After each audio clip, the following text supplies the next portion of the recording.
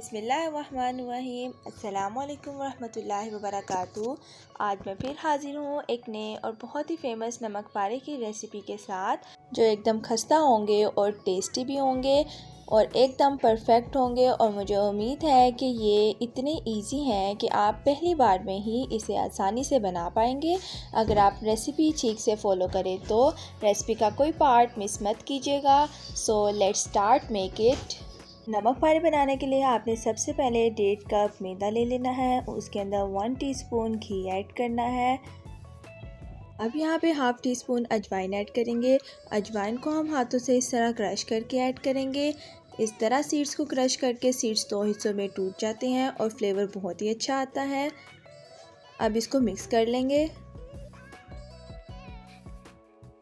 इसको अच्छे से मिक्स कर लिया है। अब इसके अंदर थोड़ा थोड़ा पानी ऐड करके इसको गूंद लेंगे।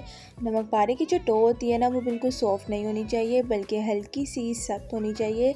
इस तरह हमने एक अच्छी बेहतरीन सी डो बना के रेडी कर लेनी है। अब इसको 5 मिनट के लिए रेस्ट दे देना है। 5 मिनट रेस्ट हो चुके हैं। अब इसको हमने बेल लेना है, हल्का हल्का सा मैदा डस्ट करके। मैदा आपने ज़्यादा डस्ट नहीं करना। अब इसको पतला सा हमने बेल लेना है, इसको मोटा नहीं रखना।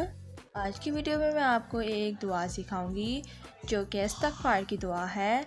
ये दुआ है अस्तग़फ़िरुल्लाह रब्बी मिन कुल्ली ज़ंबी व अतूबु इलैह। इस दुआ का तर्जुमा है, या अल्लाह मग़फ़िरत चाहता हूँ हर किस्म के गुनाह से और मैं तेरी बारगाह में तौबा करती हूँ। आमीन अल्लाहुम्मा आमीन। आप सब इस दुआ को कसरत से पढ़िएगा कि अल्लाह हम सब के गुनाहों को माफ़ कर दे। मैं इसी तरह अपनी हर वीडियो में आपके साथ कोई ना कोई दुआ शेयर करूँगी इंशाअल्लाह।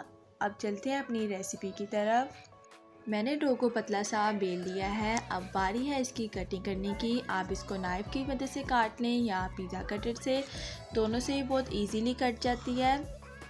आपने इसका जितना साइज़ रखना है आप उस हिसाब से इसको काट सकते हैं।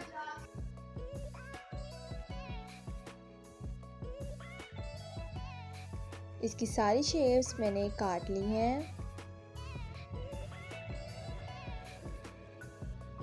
अब इसको फ्राई कर लेंगे। आपने ऑयल ज़्यादा गर्म नहीं करना कि जलते साथ ही ये ब्राउन हो जाए, बल्कि आपने हल्की आंच में इसको कुक करना है।